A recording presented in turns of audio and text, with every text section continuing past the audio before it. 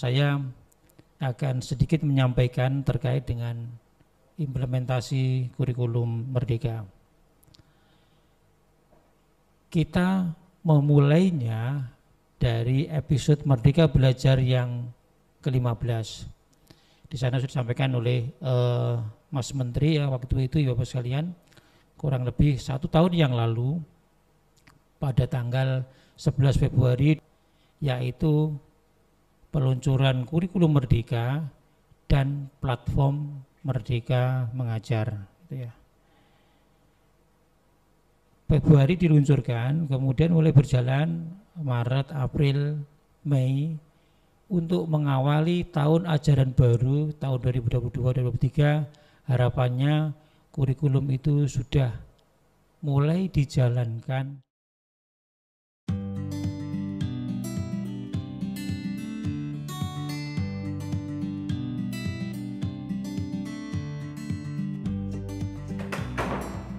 Bu Nova ya? Bu Vero, udah lama nggak ketemu. Ada waktu nggak? Kita ngobrol-ngobrol di kamar saya. Oh, sebentar ya, saya taruh koper dan tas dulu.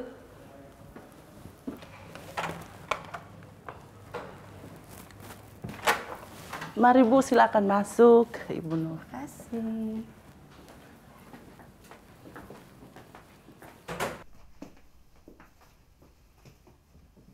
Lama tidak ketemu ya Bu Nova.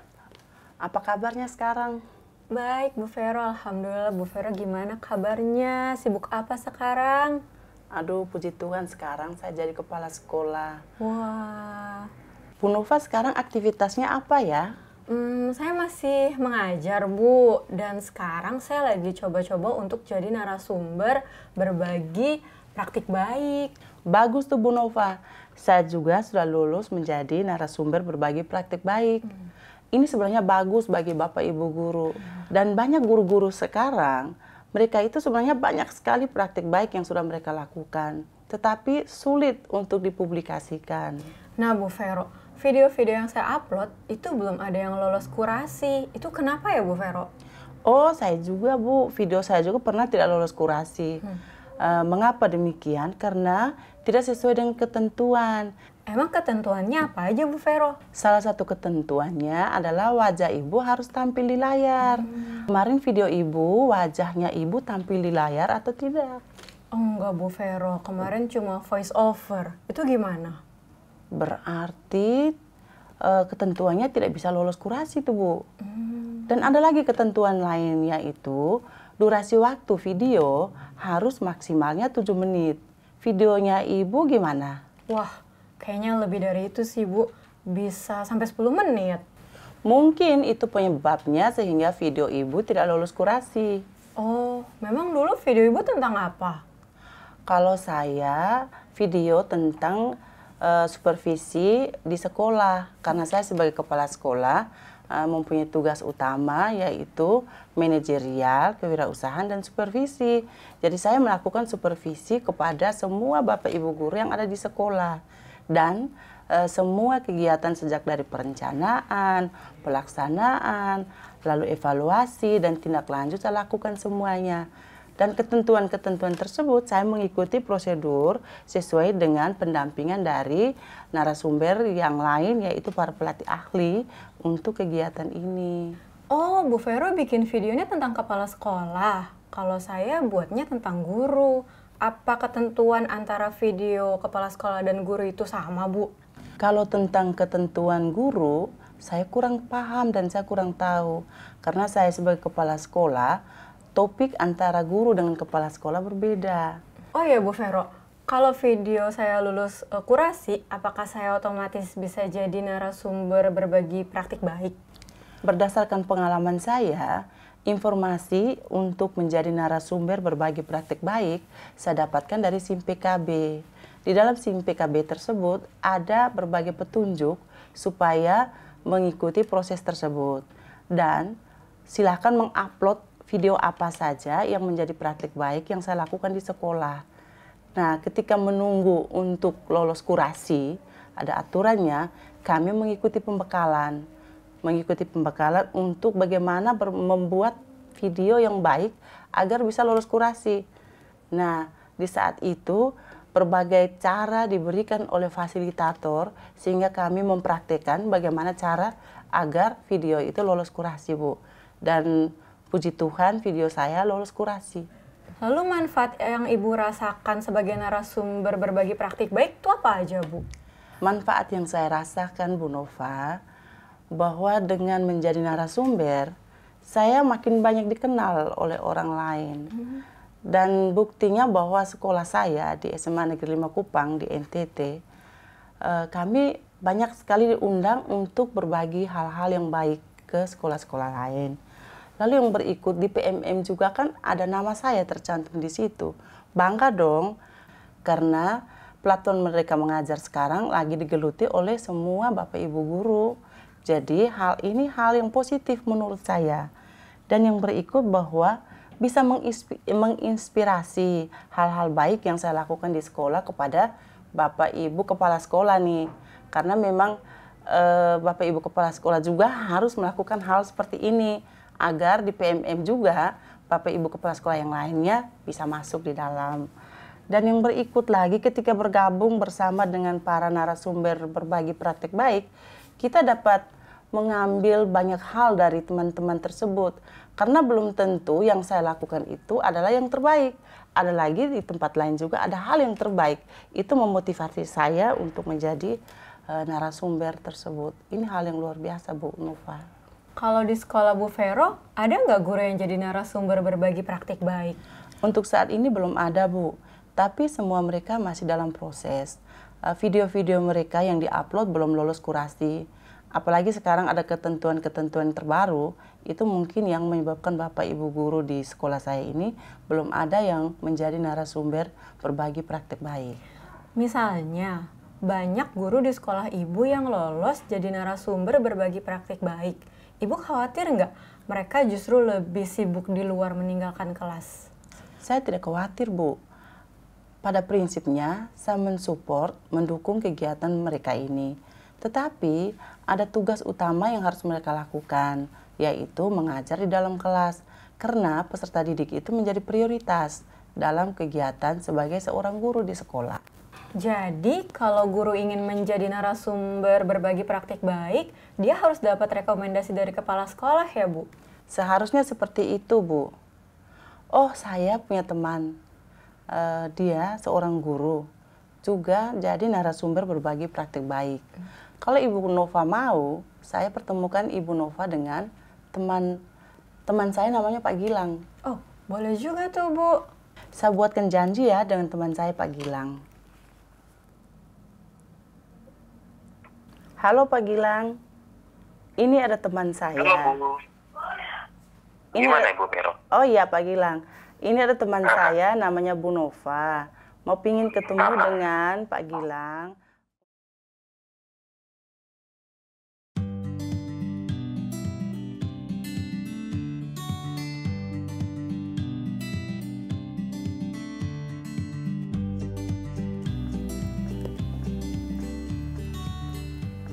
Permisi, dengan Pak Gilang ya? Iya, Bu Nova, Betul. temannya Bu Vero ya? Betul, Pak Gilang. Oh iya, Ibu silakan duduk Ibu. Terima kasih. Nah jadi gimana Bu? Apa yang bisa saya bantu? Iya Pak Gilang, jadi saya dapat rekomendasi dari Bu Vero bahwa Pak Gilang ini sudah jadi narasumber berbagi praktik baik. Saya mau belajar banyak dari Pak Gilang supaya video-video saya bisa lolos kurasi. Itu gimana ya Pak Gilang?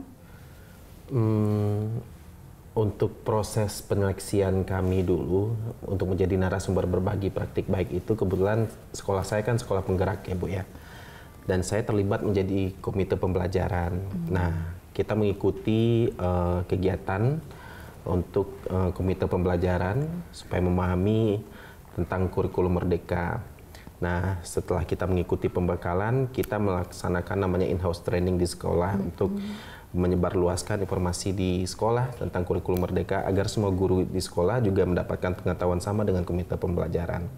Nah setelah itu kita melakukan berbagai praktik baik, aksi nyata tentang implementasi kurikulum merdeka. tidak lama setelah beberapa bulan setelah kegiatan in-house training di sekolah, itu ada informasi mengenai adanya narasumber berbagi praktik baik, dan saya juga terdaftar diikut sertakan dalam kegiatan pembekalan narasumber berbagi praktik baik pada saat itu. Nah, kita ada beberapa hari diberikan berbagai informasi, salah satunya bagaimana membuat video praktik baik yang sesuai dengan ketentuan. Nah, mungkin itu ada ketentuan-ketentuan yang belum Ibu terapkan sehingga video-video Ibu belum lulus validasi. Terus Pak, video-video apa aja yang udah Bapak upload di platform Merdeka Mengajar? Ada banyak sih Bu. Ada tentang saya mensosialisasikan mengenai Merdeka Mengajar ini. Nah, saya membuat sebuah lagu judulnya Merdeka Belajar. Bagaimana para guru dan siswa saya itu mengenal yang namanya profil pelajar Pancasila. Saya jadikan lagu. Juga pernah ada video segitiga restitusi, kemudian yang ini video yang lulus kurasi sebagai narasumber berbagi praktik baik, itu video saya melakukan pembelajaran berdiferensiasi. Wah, banyak banget ya video yang udah Bapak upload. Ada tips nggak dari Bapak supaya video-video saya lolos kurasi, Pak? Sebenarnya Ibu Nova, itu memang ada beberapa ketentuan bagaimana supaya video-video praktik baik kita itu lulus kurasi. Salah satunya itu Bu Novanya sendiri harus muncul di kamera, muncul di layarnya gitu. Nah, kebanyakan kita kan bikin video pembelajaran, kadang-kadang kita hanya menyampaikan secara voice over. Nah, itu tidak disarankan. Harusnya Bu Nova itu juga tampil di dalam videonya meskipun hanya di awal. Nah, seperti itu. Ada, yang penting Bu Novanya ada muncul di videonya seperti itu. Nah, kemudian itu video-video yang kita lakukan benar-benar memang mengimplementasikan kurikulum Merdeka di dalamnya. Jadi topik apa saja boleh, yang penting mengenai kurikulum Merdeka. Nah, durasinya jangan melebihi 7 menit. Itu juga sangat penting.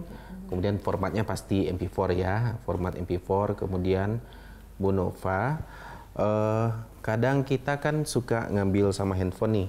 Guru kan punya handphone doang, tapi usahakan itu memang kameranya cara teknik kita ngambil itu stabil, nggak terlalu goyang, apalagi ya, terus juga landscape. Kadang kita kan suka yang kayak TikTok yang biasanya kan potret ya, itu nggak disarankan.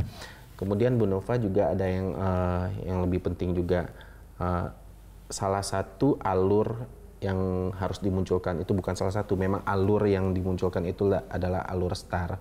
Video pembelajaran Bu Nova itu jelas situasinya seperti apa, kemudian tantangannya apa, kemudian aksi nyata yang dilakukan berdasarkan situasi dan tantangan tadi, kemudian resultnya atau hasilnya seperti apa, nah begitu. Oh, Bu Vero juga bilang gitu sih Pak, salah satu ketentuannya video kita tidak boleh lebih dari 7 menit. Benar.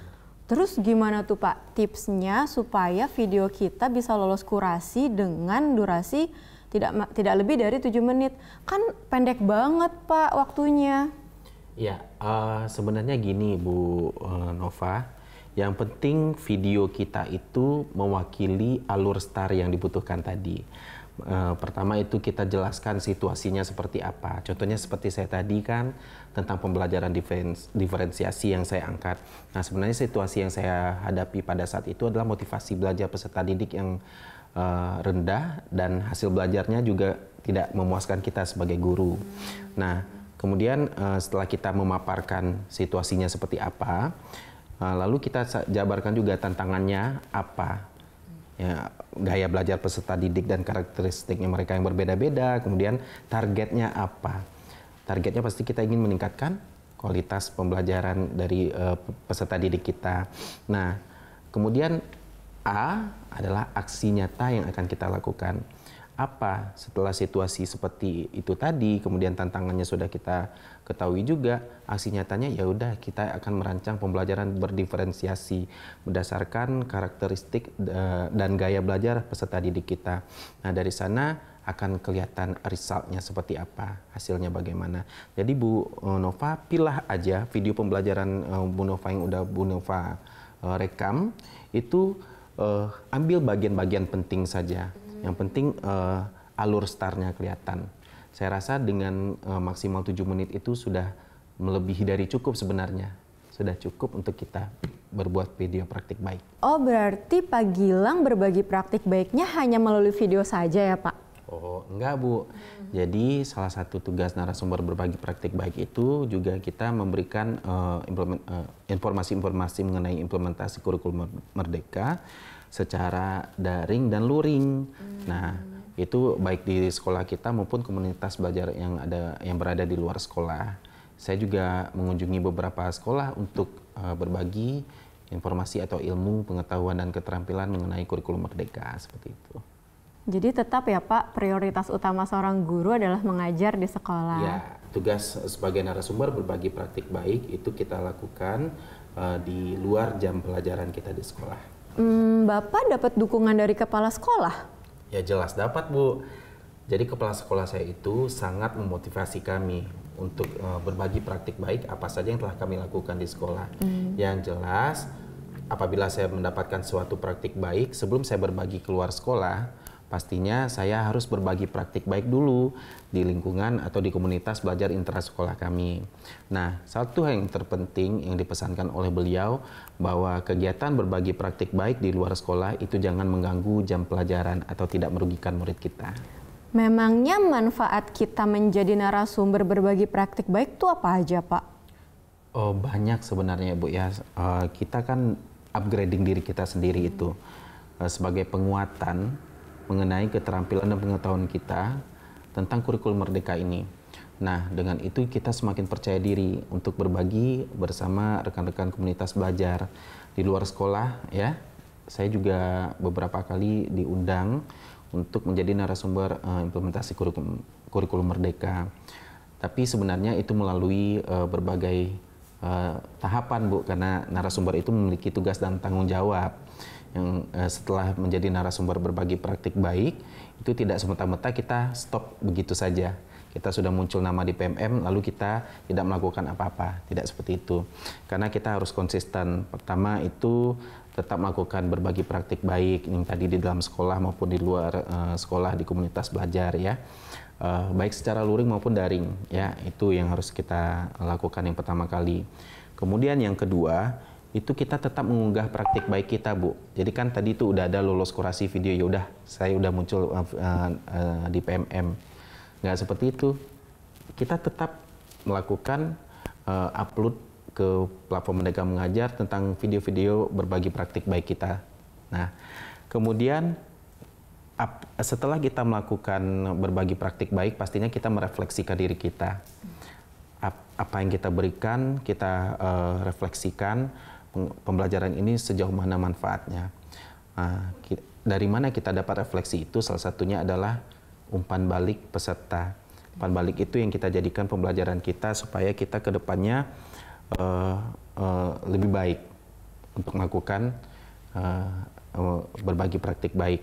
Nah, umpan balik itu pastinya bisa kita dapatkan kebermanfaatannya setelah kita melakukan tugas selanjutnya, itu menganalisis umpan balik kita Bu. Jadi kita betul-betul analisis umpan balik peserta untuk refleksi diri kita dan melakukan perbaikan yang berkelanjutan. Nah, satu hal yang terpenting lagi agar kita betul-betul terpantau oleh kementerian bahwa kita melakukan praktik baik, itu kita melakukan pelaporan kepada UPT atas aktivitas berbagi kita. Seperti itu. Kalau saya ingin tahu lebih banyak tentang narasumber berbagi praktik baik, saya harus mengundang Bapak dong ke sekolah saya. Enggak. Jadi gini, setiap kabupaten kota, setiap wilayah kita itu sebenarnya sudah memiliki narasumber berbagi praktik baik. Ibu nanti silakan buka komunitas di platform Merdeka Mengajar, cari di situ narasumber di wilayah Ibu. Nah, tapi tidak tertutup kemungkinan kalau saya juga Ibu undang, tapi itu untuk kegiatan-kegiatan yang sifatnya kita lakukan secara daring seperti itu. Wah Pak Gilang, saya makin penasaran dan masih banyak pertanyaan-pertanyaan terkait menjadi narasumber berbagi praktik baik. Begini, kebetulan saya dan Ibu Vero akan menemui Pak Yoki. Melalui beliau nanti Bu Nova bisa menggali informasi karena Pak Yoki ini mengerti banyak hal tentang narasumber berbagi praktik baik. Mulai dari mekanismenya, regulasinya, dan apa saja yang ingin Bu Nova ketahui. Mau ikut dengan kita? Wah boleh tuh Pak. Oke, nah Bu Nova sebentar ya, saya beres-beres dulu. Mungkin nanti kita bisa ketemu di lobi aja. Oh, oke, saya tunggu nanti di depan lobi ya Pak. Siap. Terima kasih banyak Pak Gilang. Ya Bu Nova.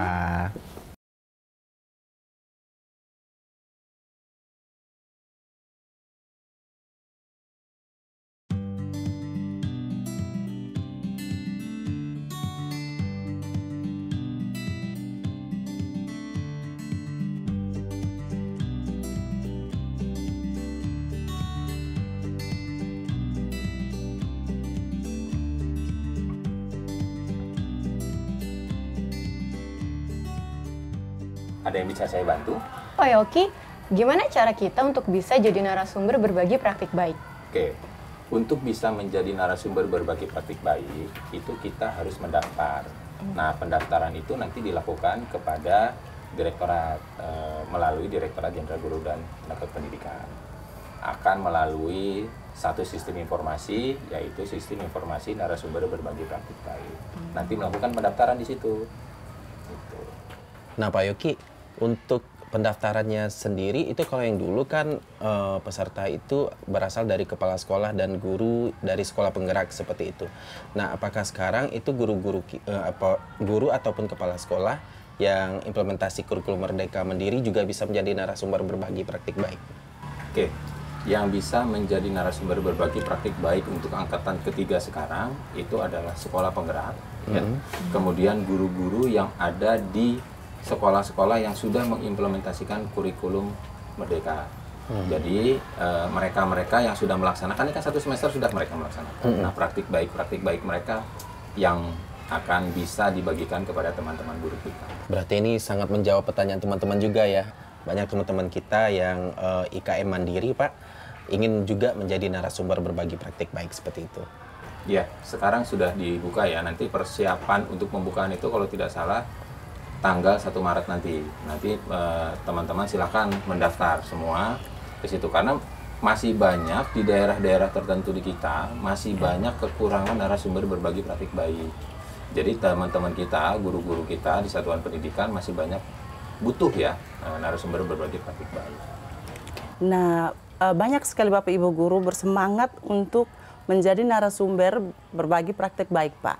Tetapi ada satu hal yang menyebabkan semangat-semangat ini semakin menurun karena ada salah satu syarat bahwa video praktik baiknya ini harus lolos kurasi.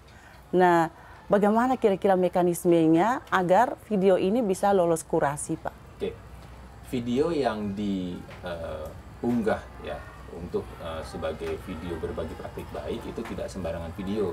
Kenapa harus ada kurasi? Karena kan dari sisi konten, substansi, kemudian dari sisi kemediaan, itu harus kita kurasi. Karena narasumber berbagi praktik baik itu adalah satu dari 6 dukungan pemerintah kaitannya dengan implementasi kurikulum Merdeka.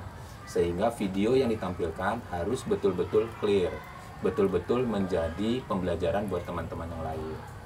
Penting ada kurasi untuk melihat sejauh mana materinya sudah inline dengan kurikulum Merdeka, sejauh mana materi ini jauh dari kata miskonsepsi atau dari sara, ya itu harus dijauhkan dari sana. Jadi kalau ada teman-teman yang unggah ya, kemudian tidak sesuai dengan kurikulum Merdeka, itu tidak bisa kita loloskan karena tidak menjadi pembelajaran buat teman-teman yang lainnya. Jadi di direktorat ada tim kurasi untuk memvalidasi video-video yang diupload oleh Bapak Ibu guru ataupun kepala sekolah, Pak. Betul, kita sudah menyiapkan tim khusus, ya tim khusus. Kita sudah menyiapkan instrumen khusus untuk mengkurasi video-video dari sisi substansi dan dari sisi kemediaan.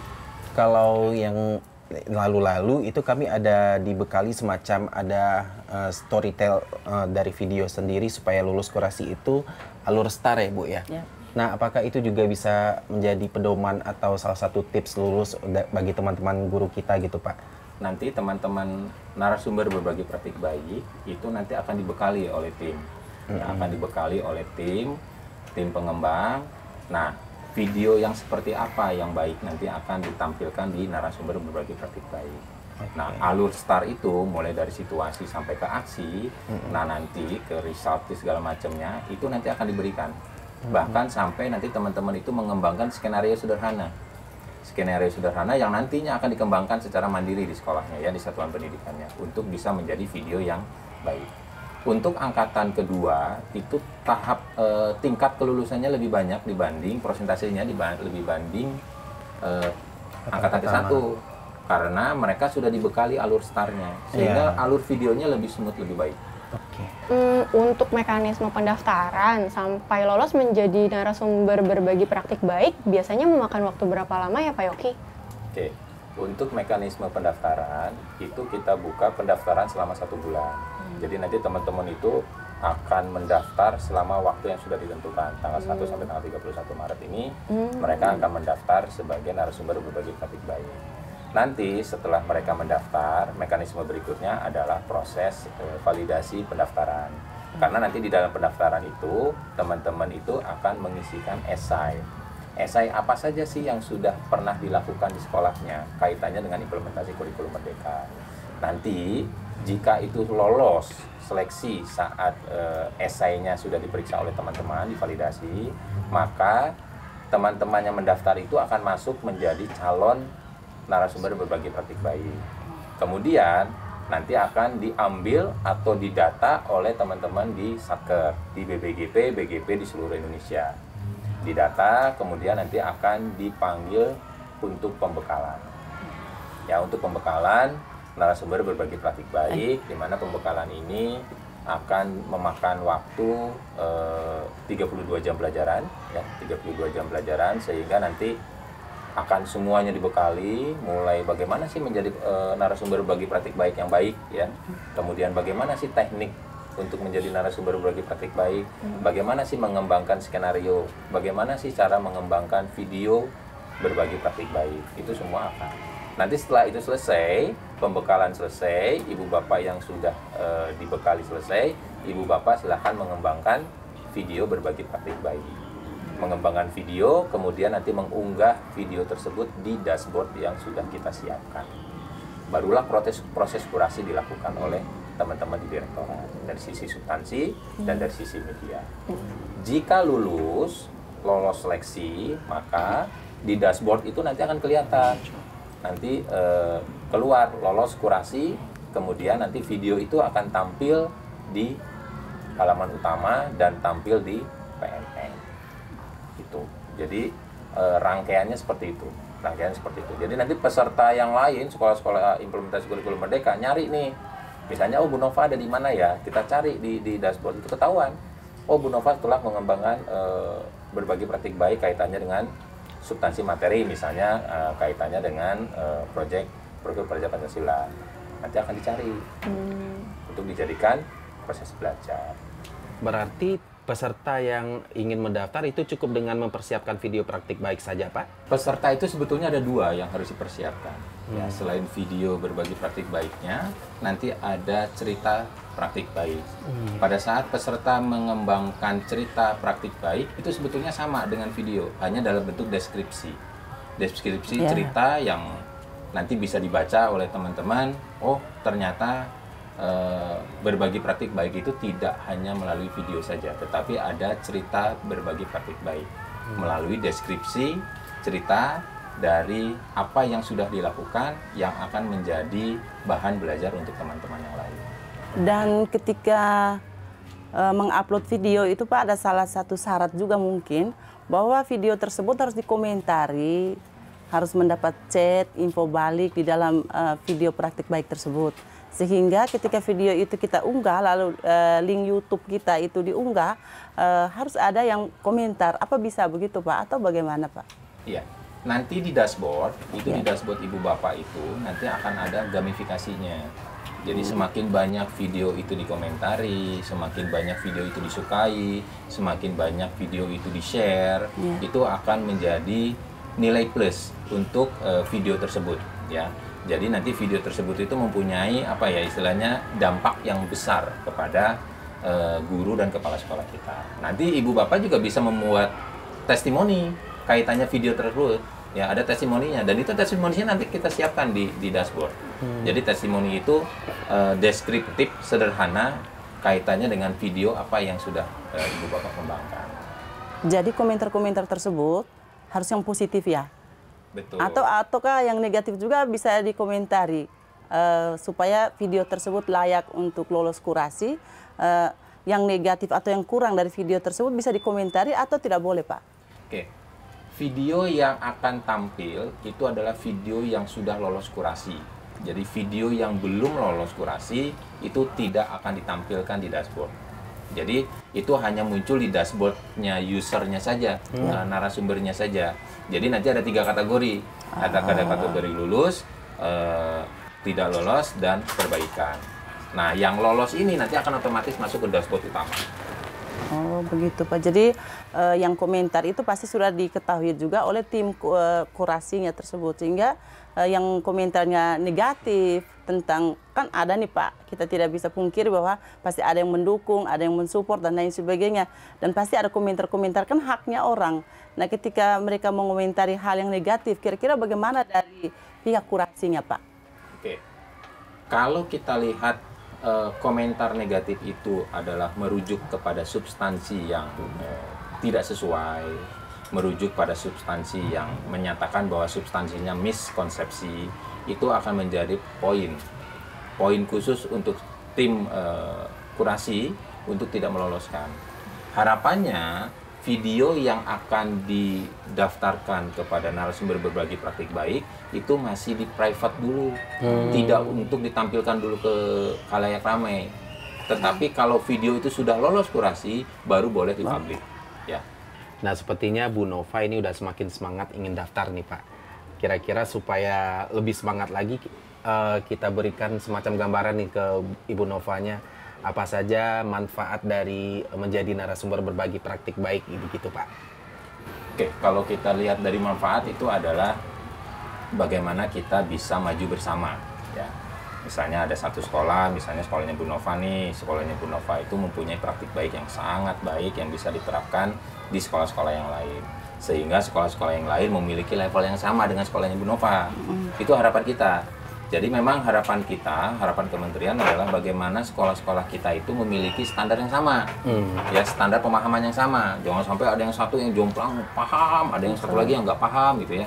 Pada saat mengimplementasikan kurikulum Merdeka, itu harapannya. Yang kedua, Bu Nova bisa membuat jejaring, ya, membuat jejaring komunitas untuk belajar bersama. Itu kekuatan yang yang akan diharapkan ke depannya. Terus peran dinas pendidikan itu apa ya Pak? Oke. Dinas pendidikan itu kan stakeholder yang memiliki sebetulnya guru, kepala sekolah itu kan yang punya dinas pendidikan ya, secara otonom. Nah, dinas pendidikan itu akan mengizinkan, mengetahui peran ibu bapak guru dan kepala sekolah saat menjadi narasumber berbagi praktik baik. Nanti di sistem informasi itu ada login khusus untuk dinas pendidikan.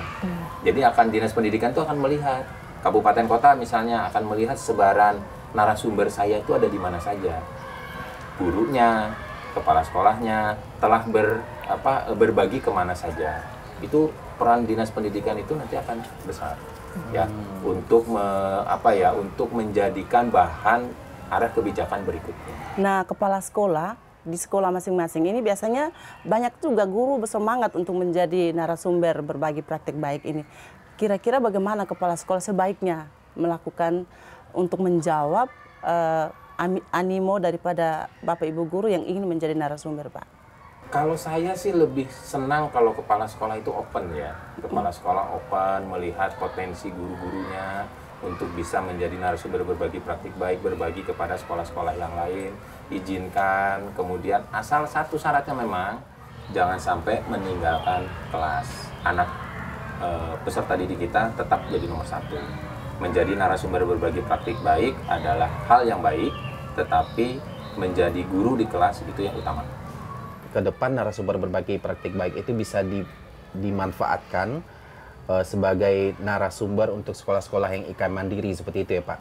Dan yang diberikan itu tidak terkait dengan video praktik baik yang lulus kurasi saja. Karena banyak sekali ya Bu ya. Hal-hal yang terkait dengan implementasi kurikulum merdeka, apakah boleh juga misalnya seperti saya kemarin lulus kurasi video tentang pembelajaran berdiferensiasi. Nah, ketika satu sekolah ingin mendapatkan informasi tentang menyusun perangkat pembelajaran berdasarkan kurikulum merdeka, apakah saya bisa untuk menjadi narasumbernya seperti itu?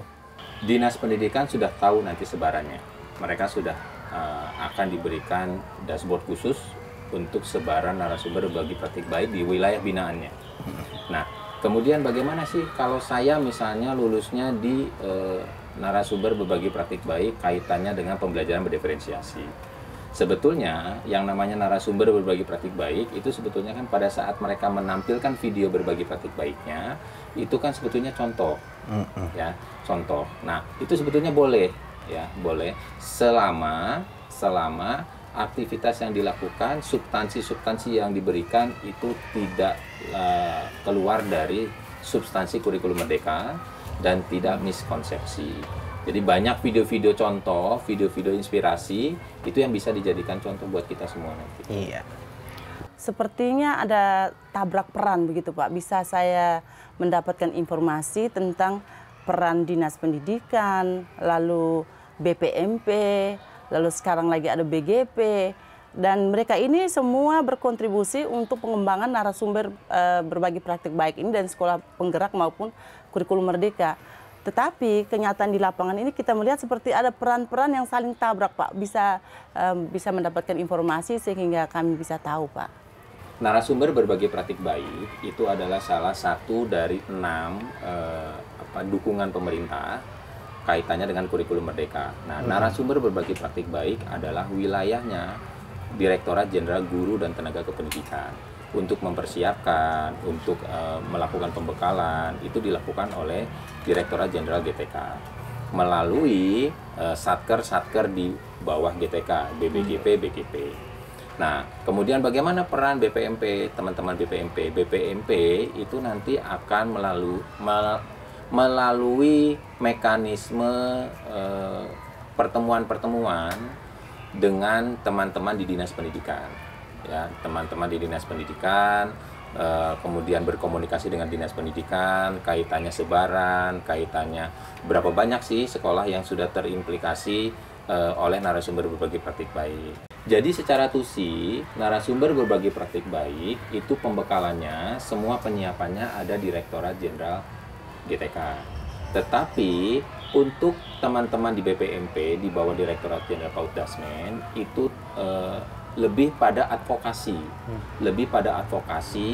ke teman-teman Dinas Pendidikan. Bagaimana peran narasumber nanti ke depannya, bagaimana mereka mengadvokasi, memperkuat jejaringnya, itu peran dari BPMP. Nah, Dinas itu nanti perannya adalah bagaimana mereka secara kebijakan memberikan dukungan yang sangat besar kepada narasumber berbagi praktik baik di wilayah binaannya. Begitu. Kalau di Dinas Pak, kalau di Dinas Pendidikan ada kurikulum dan ada GTK Pak. Yang berperan di dalam perekrutan itu adalah GTK. Sementara kurikulumnya ini fungsi atau perannya seperti apa Pak? Sebetulnya kalau kita bicara sumber daya ya, sumber daya, narasumber berbagi praktik baik, maka itu akan ada di bidang GTK. Bidang GTK, guru dan tenaga kependidikan. Tetapi kalau bidang kurikulum itu kan kaitannya dengan bagaimana implementasi kurikulum merdekanya.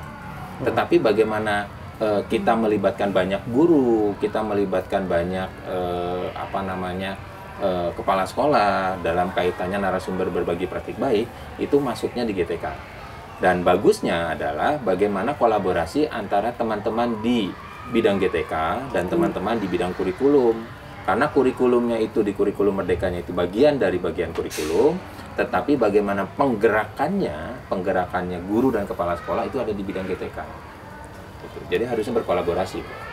Nah, satu lagi yang saya mau tanya, Pak.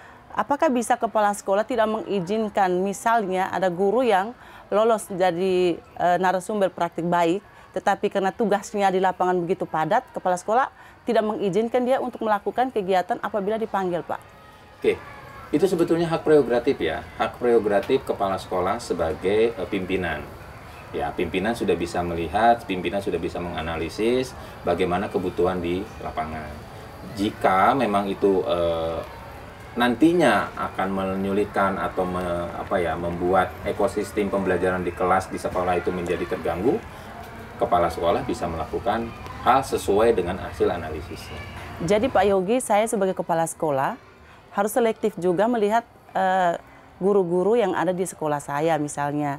Tetapi saya juga tidak boleh menghambat untuk pengembangan profesional guru. Seperti itu, tetapi beban mengajar di sekolah menjadi tanggung jawab utama karena dampaknya adalah kepada peserta didik. Kalau saya sih Bu Vero, di sekolah itu untuk kegiatan praktik berbagi praktik baik saya itu memang di luar jam pelajaran, dan komunitas-komunitas belajar yang telah mengundang itu memang selalu menanyakan jadwal kepada kita yang diundang sebagai narasumber.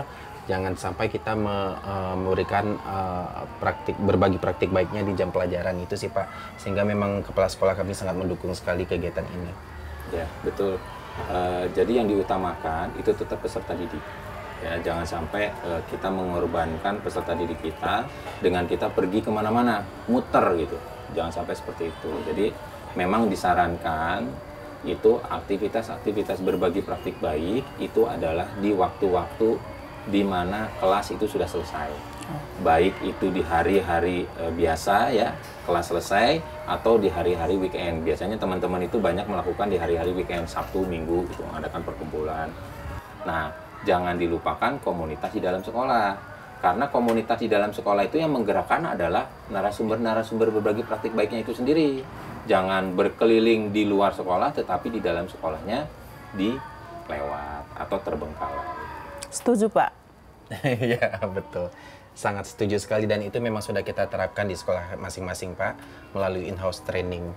Wah, luar biasa diskusi kita pada hari ini, Bu Nova. Sudah semangat menjadi narasumber berbagi praktik baik? Mantap. Nah, semoga kepala sekolah dan rekan guru lainnya yang telah mengimplementasikan kurikulum Merdeka di sekolah juga semakin siap mengikuti pembekalan jadi calon narasumber berbagi praktik baik dengan mengikuti proses seleksinya.